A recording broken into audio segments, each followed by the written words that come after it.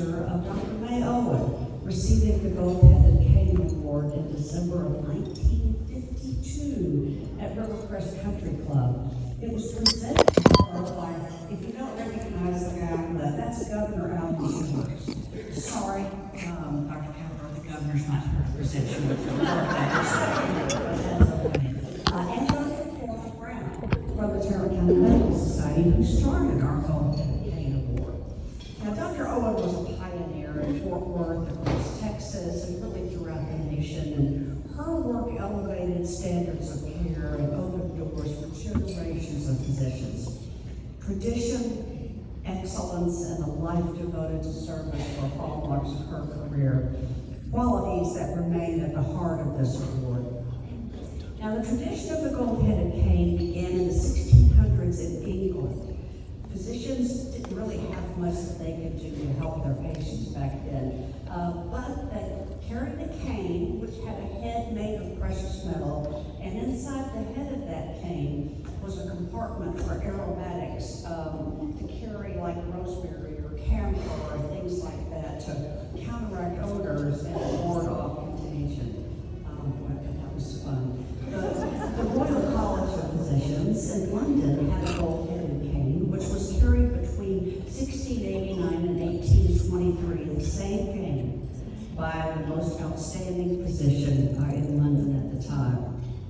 It was then donated to the Royal College and kept there in its museum.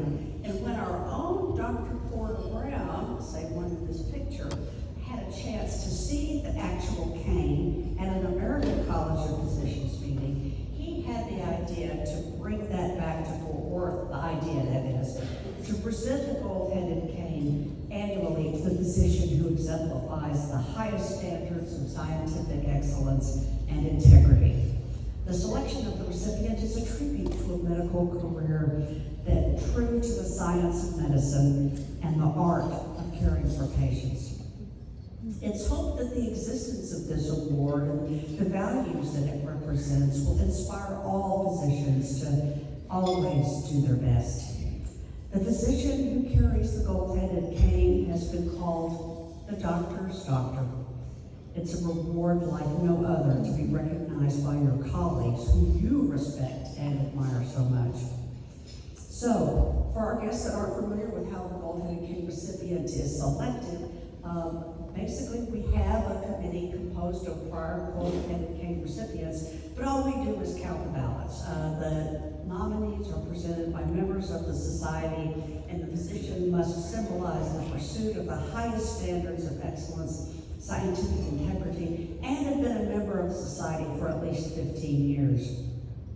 The recipient is selected by secret ballot, no campaigning, and like I said, we count the ballots ourselves, which is, in these days of technology, probably really not necessary, but it's a lot of fun to get together for lunch in August and count the ballots together. And so this is a good time to honor those previous Gold-Headed Cane awardees. So please stand, if previous Gold-Headed Cane recipients, stand as you are able and let us recognize your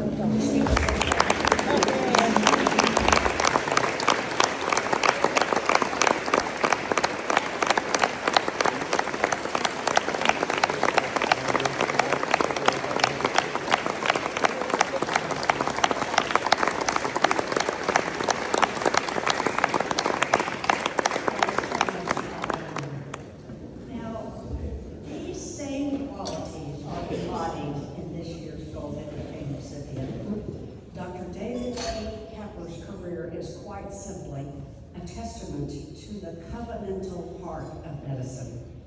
As many of you know, when you ask Dr. Capper what he loves most about medicine, he answers immediately, it's the people.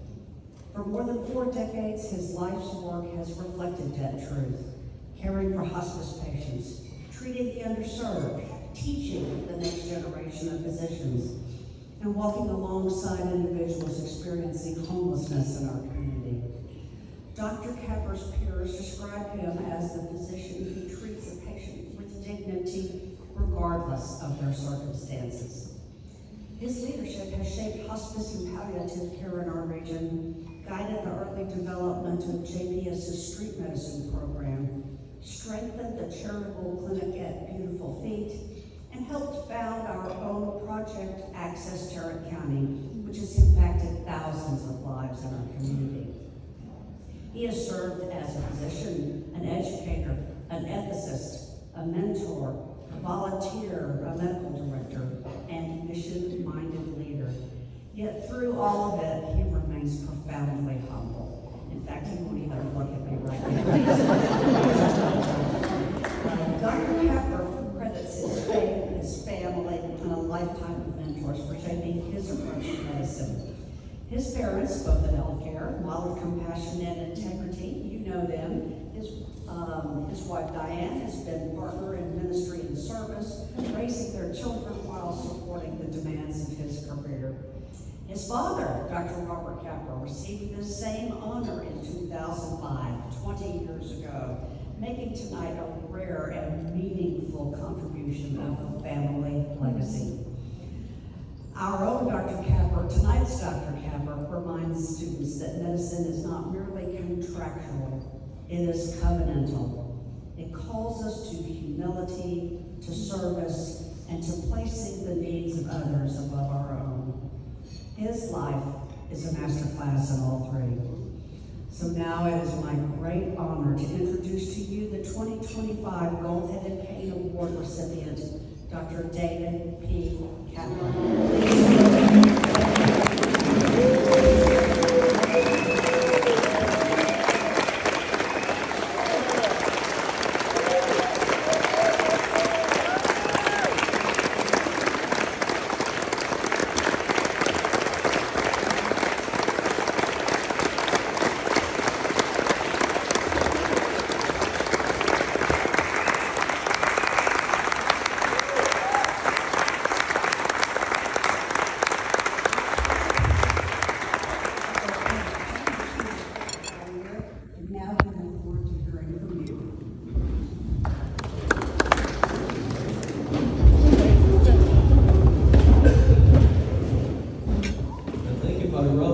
It'll sound like there's a thunderstorm and we all run for the hills. So I'm very appreciative of this in a number of ways. Dr. Bailey gave us the history of what was carried in the cap, but this is very apropos for me because I need to use it to knock some sense into some people.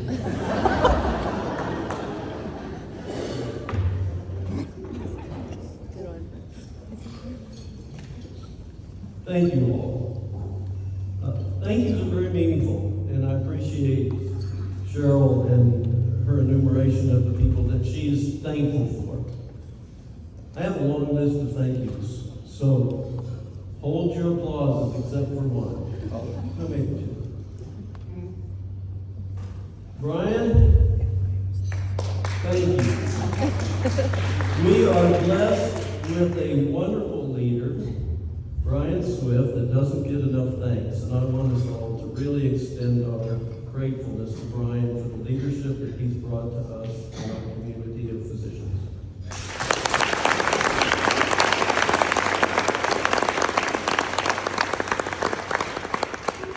You had some tall shoes to fill when you came.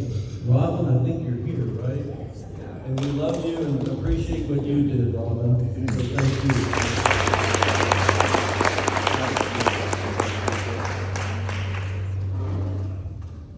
There was a shout out to all of the staff at the Medical Society and the Project Access staff, and I too want to thank you all for what you do for us and for the community.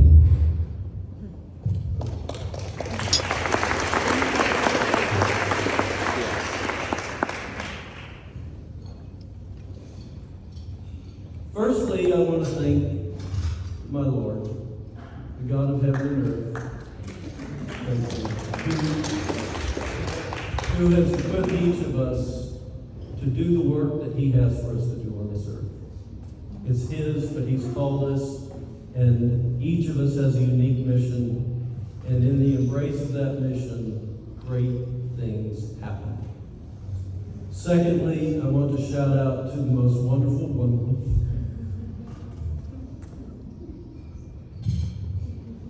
Okay. Diane, it was kind of like a shotgun marriage. But I was the one holding the shotgun.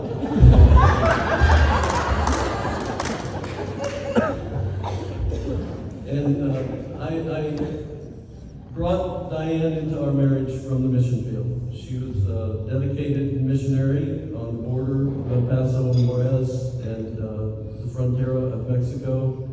And why she said yes to craziness, I will never know. But she knows that I still don't know what to do when I grow up. And she's stuck with me. She's supported me despite the absolute craziness, raising our kids many times as a single mom because I just work too much. So, love you and thank you.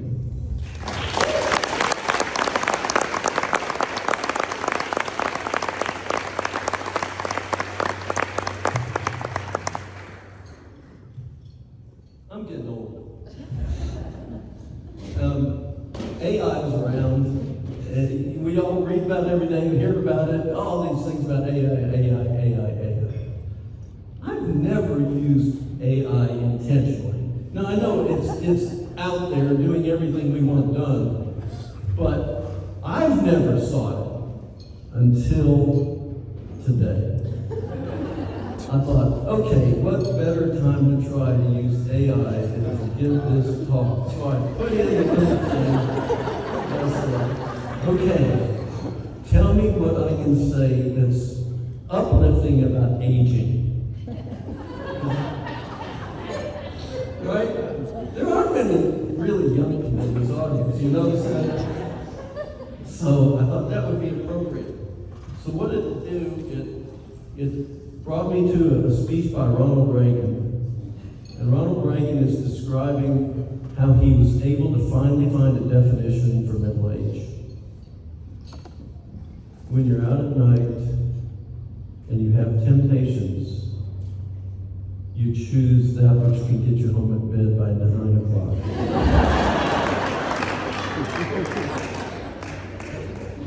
I'm constantly reminded by my lovely daughter Rachel that I'm just old. So I have to tell her, well, Rach, Bernard Baruch said, to me, old age is always 10 years older than what you really are. Right? So with that, I want to say thank you to my children. Love you, you're the greatest. 5 of our 6 kids are here. Our son Stuart couldn't make it down from Oregon. But I'm just going to introduce everybody quickly.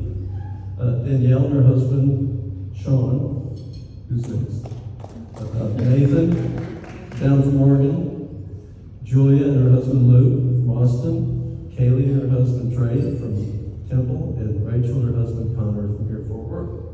I also want to thank my siblings, most of whom are sitting here. I was raised in a phenomenal family.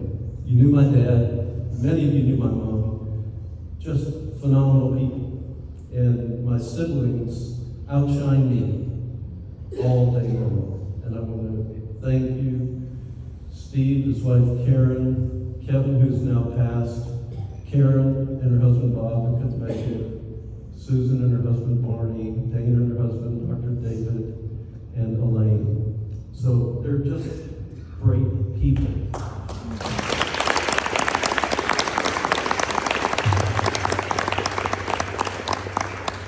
So if you're raised in a family where your siblings are really phenomenal, you better do something to get on track. And that was a big motivator for me as I grew out of adolescence. My parents, we've already mentioned, and my in-laws, siblings. You guys, where are you? There you are, okay. Diane's siblings are great. Diane's one of 5 kids, and they're just all wonderful people. So, thank you. And I have some near lifelong friends. John Knockel has been my best friend since I was in 3rd grade. and his wife, Joellen, Reverend Jay Click, and they're here. Jay came down from the Washington, D.C. area to be here. Oh, there he is. Thanks for being here today. I have two college friends who were just stalwart friends. Tom Hall, attorney here in town. Doug Wood, somewhere back in here. Thank you for being here. And I have an extraordinary high school friends here, Jim Stauffer, who is James Stauffer, our dear colleague, who was one of my heroes. Jim is here with his wife Phyllis, and Paul and Kathy Jones Phillips are here. Very dear, long-lasting friends.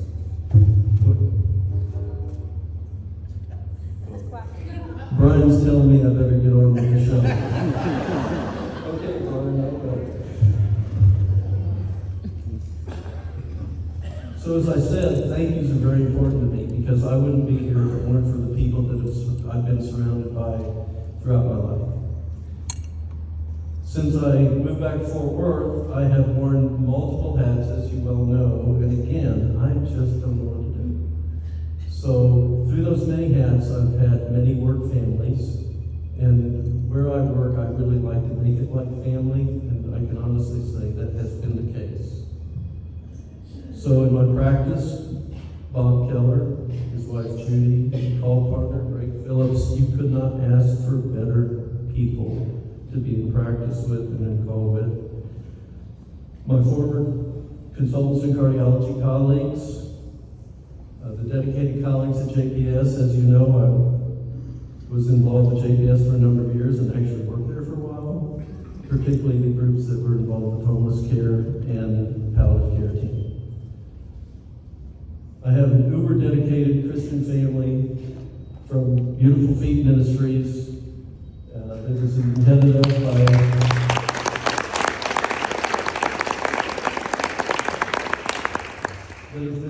by Mike and Sarah Myers for many years, tirelessly serving the homeless in our community, and then all of my colleagues who work at the clinic. And we wouldn't be successful if it was dependent upon we physicians. Dr. Piquel, Dr. Neighborhouse, and Chrissy, our nurse practitioner, Chrissy Holloway. Thank you all. But I also look out on this room and I see some people who used to work at the Beautiful Feet Clinic. Kendra Belfie was one of our original physicians there, and it's just been a phenomenal blessing. And then the world that I had lived for 14 years at Covenant Hospice and Palliative Care, now defunct, but Kathy and Mark Collier, they represent, and Mindy Campbell, they represent a whole slew of people who were loving and caring and just treated me like a pesky little brother. And that was the right thing to do. But thank you. And back over here, we see our TCU colleagues, leaders, colleagues, friends. Also recognize, I can interject this, TCOM, UNT Health Science Center, which is so important for our community. And I've been blessed to be on faculty there for many, many years, as was my dad. My dad was a trailblazer to go over and cross the bridge. And we all remember, those of us old enough remember what the community was like here with TCOM and the friction we had sometimes with osteopaths and MDs. But by the grace of God, that isn't here anymore. And we now have a very collaborative, wonderful relationship among us physicians. So I want to recognize you all, and under the leadership of Dean Flynn, who cast a vision for re-engineering medical education with the goal of creating physicians who are real, relational, and empathetic. Stuart, you know I love you, and I admire you, and for you to cast that vision and bring with you the team that you brought to make this happen in Fort Worth with such a wonderful work. It's just wonderful. We should all be proud.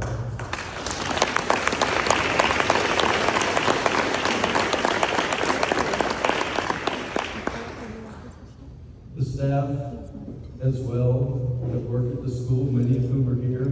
I love you guys. It's just remarkable that I get to work also at a medical school where I don't have to do very much because I have such capable people that make me look capable. And I really feel like I'm the pig that gets the lipstick. So you guys are great. And to my newest work family, Community Healthcare of Texas, under the direction of Vicki Jingle, you all got the short end of the stick. I love you, thank you. It's a great work family now, so thank you. And last, for thanks, I see medical students in the room. This is cherished. Many of my colleagues and I, and Cheryl mentioned it in her talk, what you do for us as your teachers and your leaders. You make us better. You make us better doctors. And I think that to a person, all of us who are in the role of being medical educators would say, we are blessed to be with you. So thank you for being here.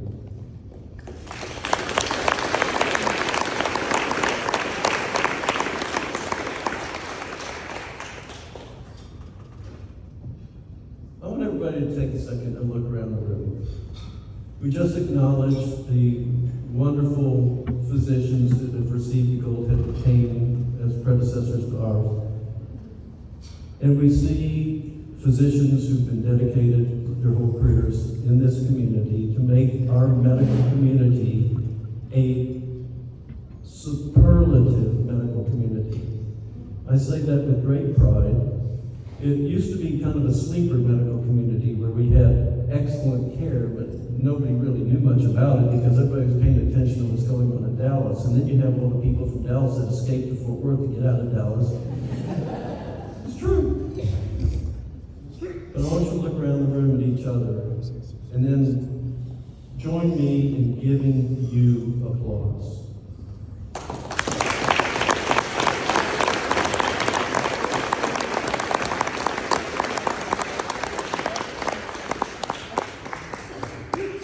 I'll use the term again. Many of you are my heroes. And thank you for that. Part of the challenge we have in our culture is that we don't have heroes anymore. You notice that? So what are these kids growing up with to have as heroes? It's pretty stark, the lack of good exemplars, of role models that people can look up to and say that they're heroes. So I'm very fortunate if I look around and see multiple heroes for me. I want to come back to that in a little bit of a minute.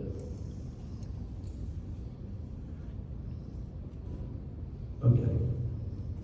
I did hear a good doctor joke today. I was going to tell a lawyer joke, but I realized, nope, my friends who are lawyers are here probably would do something. But my doctor friends, they'll probably just laugh and enjoy it, right? So one day a man walked into the physician's office and he told the receptionist he had shingles.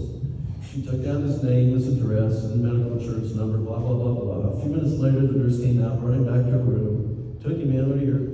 I got shingles. Okay, well, she took his vitals, put him in a gown, set him in the room. 30 minutes later, the physician comes in. What are you here for? I got shingles. Where? Out in the truck.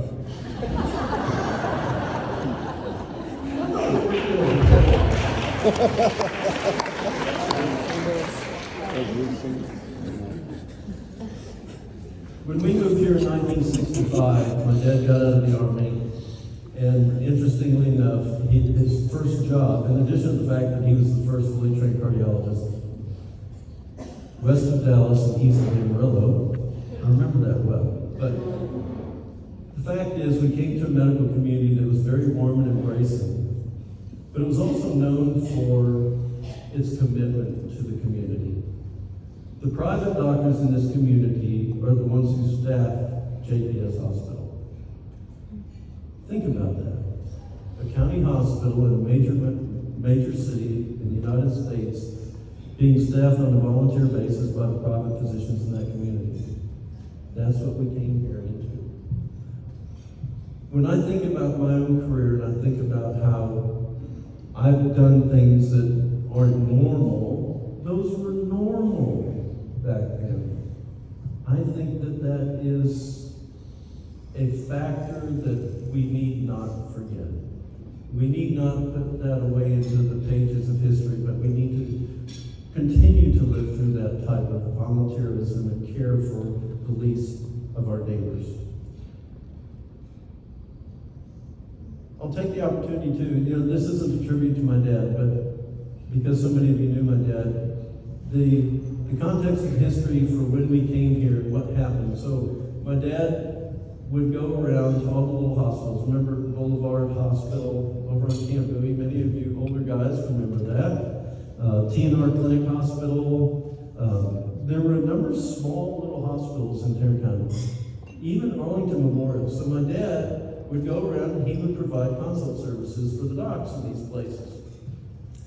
And it was enriching because the community you ever heard the term GP community? Fort Worth was a GP community by far and away, even though it was 1965. And so the idea of embracing this change of specialty medicine to become what we are today, which is subspecialty medicine, was really, it took a little while, but it happened. And it happened in great measure because the medical society embraced the idea that we needed to grow up. Even though we were an excellent medical community, we needed to grow up. So I do give a lot of credit to the medical society for that opportunity taken to bring forth a change, almost a paradigmatic change of how we can better care for our patients and how we can grow with modernization, if you will, modernization of healthcare. That's a theme I'm going to mention here in a second also. Many of you have known of Albert Schweitzer, another hero of mine.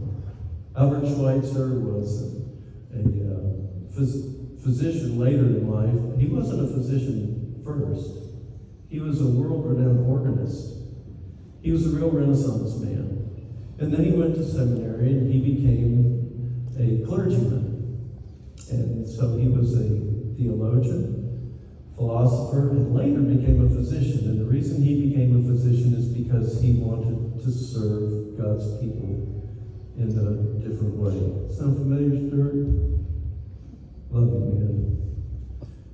So Albert Schweitzer did in service, he went to Africa to serve those who were in greater need. I mentioned Albert Schweitzer because as one of my heroes, it is somebody who I didn't have any of the talents he had, but I thought that maybe I could adopt some of his heart. And so I tried. And I want to read one quote of his. "The purpose of human life is to serve and to show compassion and the will to help others. This is our purpose." He then said, "I don't know what your destiny will be, but one thing I do know. The only ones among you who will be really happy are those who will have sought and found how to serve." My dad would always remind me that we are members of a profession that is at first altruistic. At first altruistic. Most of the medical students seek medicine out of altruism. It's not common for a student to enroll in medical school thinking about how much money they can make, how many cars they can have, and what kind of cars they're going to have. But they don't. They really are altruistic at the start. And so I think at the heart is this altruism. To say that we are living in a challenging time of medicine is an understatement.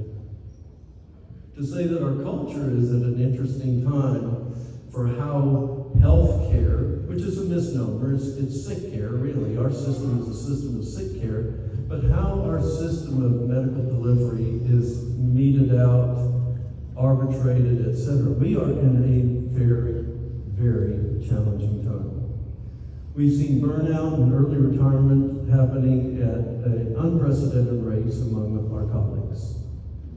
We have seen suicide at higher rates than in the past for the last generation. So medicine has its challenges. So I wanted to address that a little bit and just give some thoughts to this.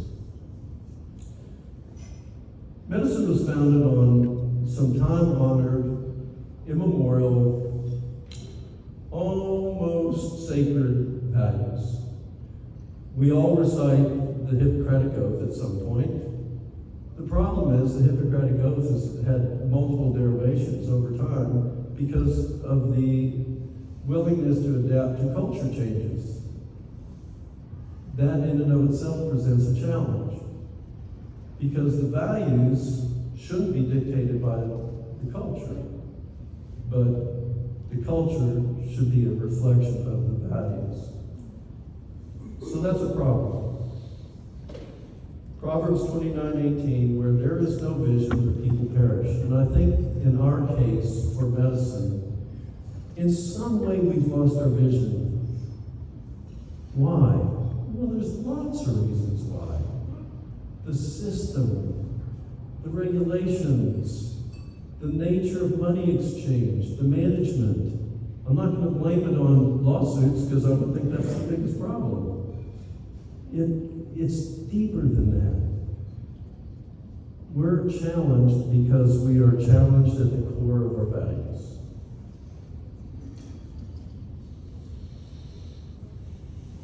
To believe that we are not being influenced by external forces in medicine is naive.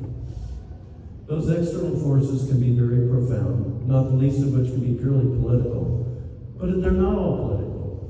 A lot of them are just pure desires for policy differences. John told me a number of years ago he was at a conference and somebody from CMS was at the conference, the pulmonologist, right? I'll never forget this, and this is probably 30 years ago. He was at a conference and this CMS bureaucrat was a physician, a pulmonologist, and she let it be known that she and her colleagues at CMS felt like physicians made too much money and it was their duty to limit their income to a certain number at that time. That anything over that was considered excessive and it was their job to limit the incomes. Well, that in and of itself, the principle behind that might be true. There may be some physicians that make too much money, but to think that the government is going to fix that and then provide regulation that forces that, it's real. We still have that reality to live with. What about other policy changes that have happened over time that impact us, our practice? I actually admit, when I was young in my career in private practice, I felt like, well, these changes are happening. We need to get out in front of this and be in charge so that they can't do this to us, whatever this was. Well, it makes sense. Doesn't work that way. All the MSOs, all the physician-driven organizations, they've all been able to function, to be able to take on the elephant, if you will, which is all the forces of healthcare. Organized medicine is so important. Physician groups are so important. MSOs are so important. Partnerships are so important, but this is bigger than that. What I think has happened is as we've tried to embrace the business of medicine, we've still in some way, shape, or form forgotten the essence of medicine, the doctor-patient relationship.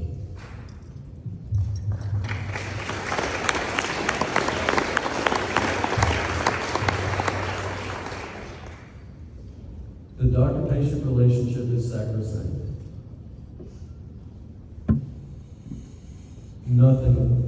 interfere. But what has happened is we've let many things interfere. So now we are chasing our tails, figuratively. How do we recapture the essence of medicine? That's my question. Then I want to posit some ideas.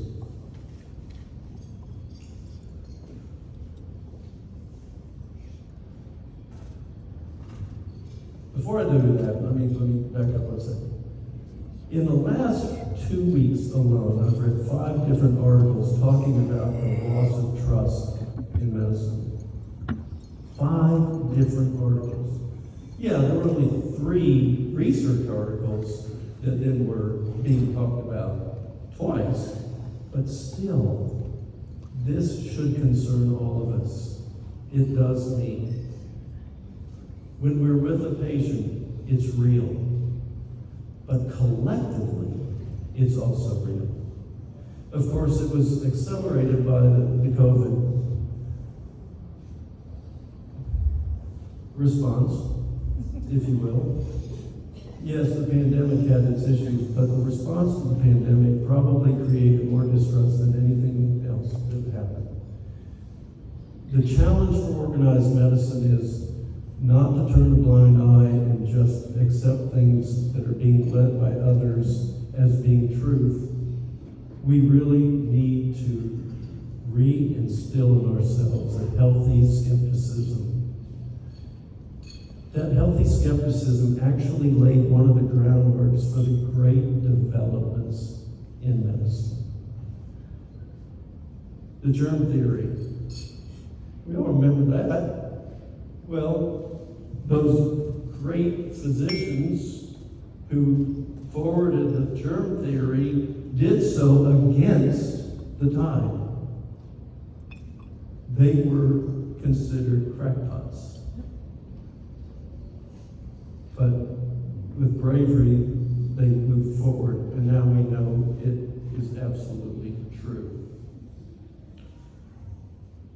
What about the idea of innovation and observation and mystery? In a way, it's been beat down because of the system that we evolved with. We have to recapture that. We have to recapture the idea that this is a wide, wonderful world, and the fact that we know so much now. Look at medical knowledge just in the last 60 years. It's accelerating just massively, but we still don't know very much. What we know is significantly less than what we don't know. So there should be an element of mystery and intrigue about this world, particularly medicine and the way that applies. That is at the heart of who we should be again. So, 6 ideas. How we do it, I'm not sure, but I have ideas about that. I'm not going to get into that. We should slash administrative costs in medical care. The number of dollars that go to pay for administration in healthcare is such a large piece of the pie now compared to what it was 2 generations ago. Well, there's lots of good reasons for that. But the most important is policies, reporting, audits, medical practices that are more important, that look more importantly at the numbers and at the efficiencies than they are at the clinical outcomes of the patient themselves. Well, who runs that? It's an administrative burden. Next, greater support for public and safety net institutions.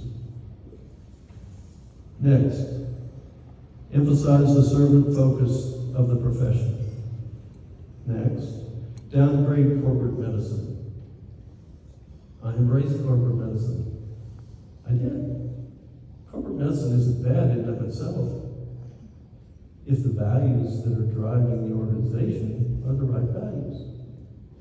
Let's find that. And if they won't embrace the right values that we in this room know to be true, we need to restructure. Enforce the structure for ethical physician practices.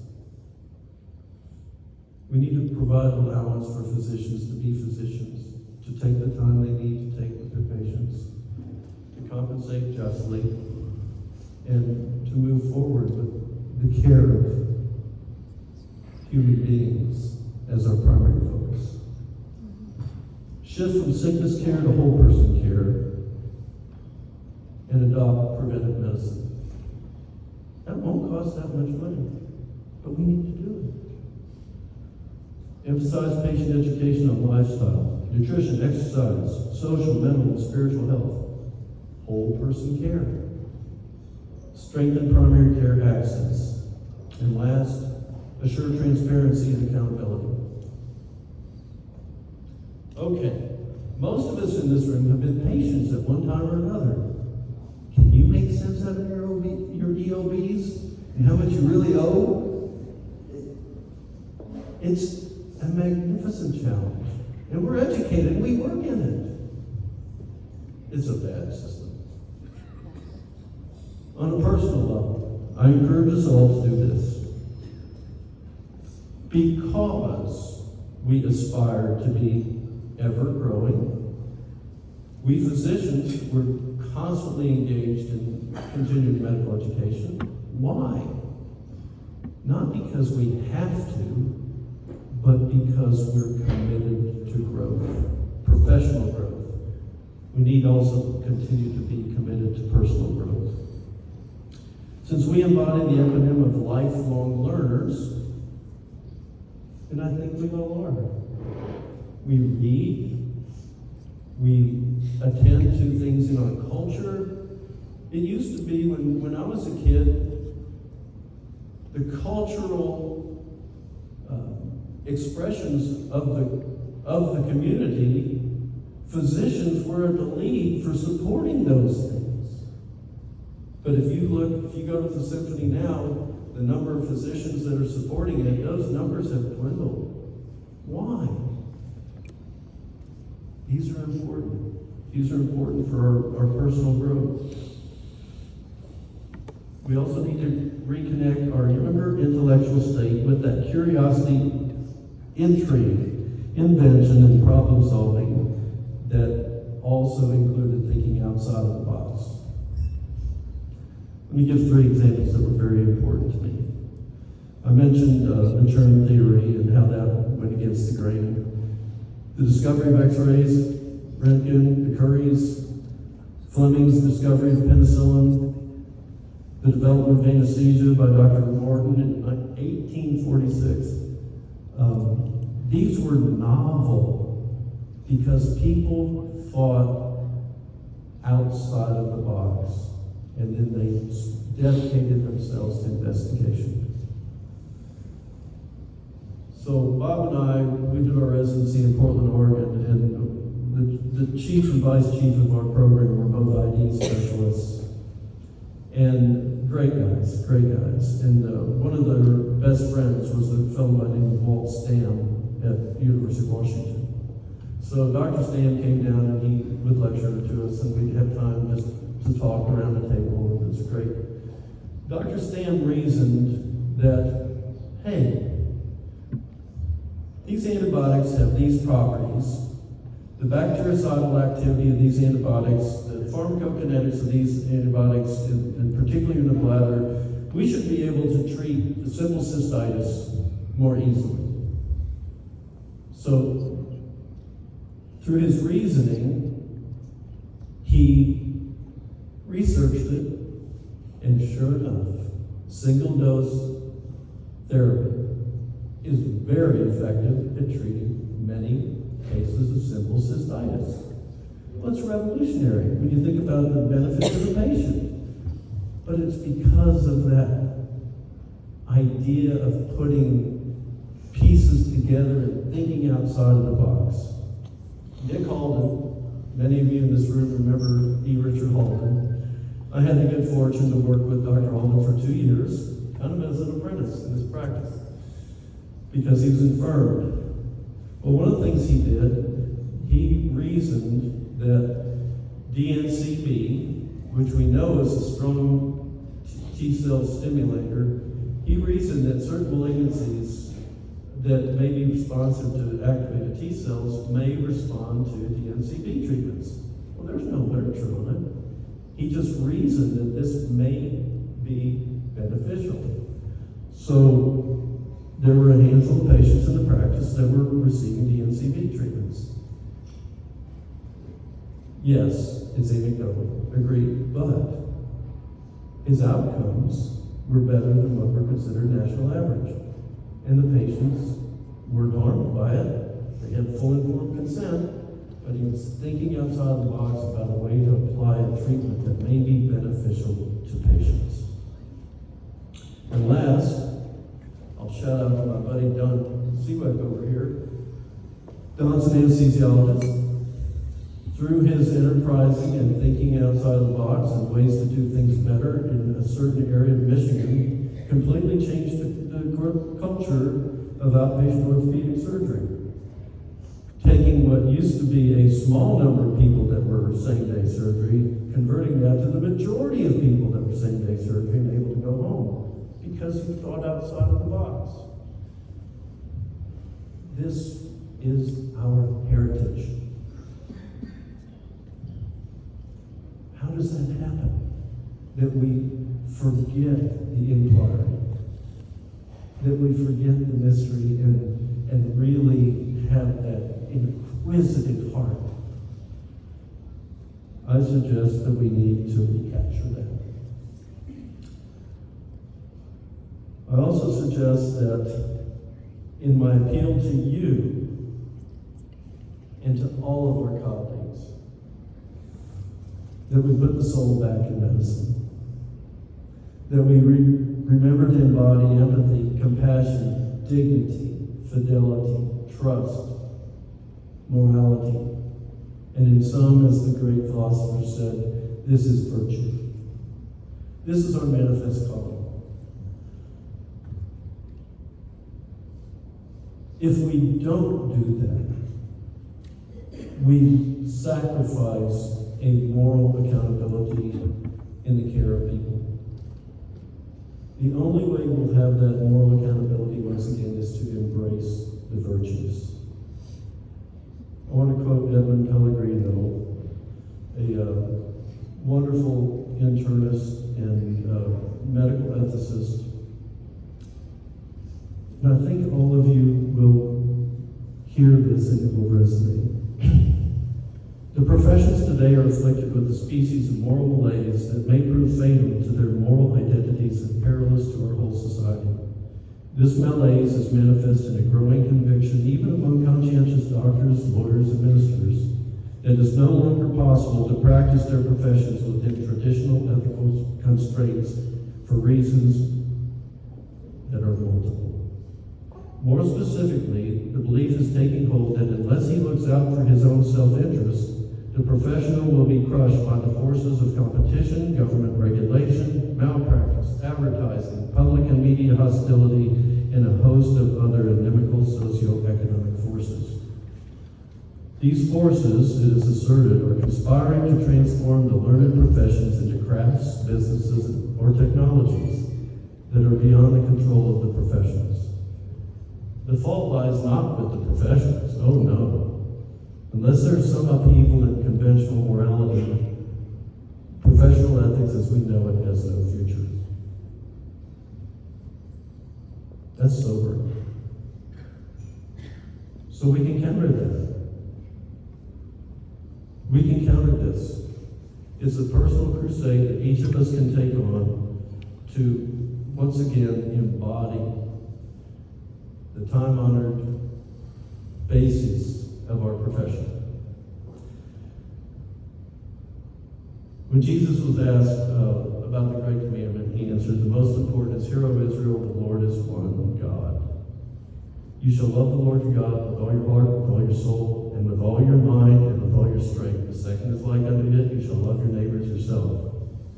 Interestingly enough, Pellegrino took all of the philosophy of medicine, the virtues, the characteristics that embodied that, and he distilled it down to two: fidelity to trust and beneficence.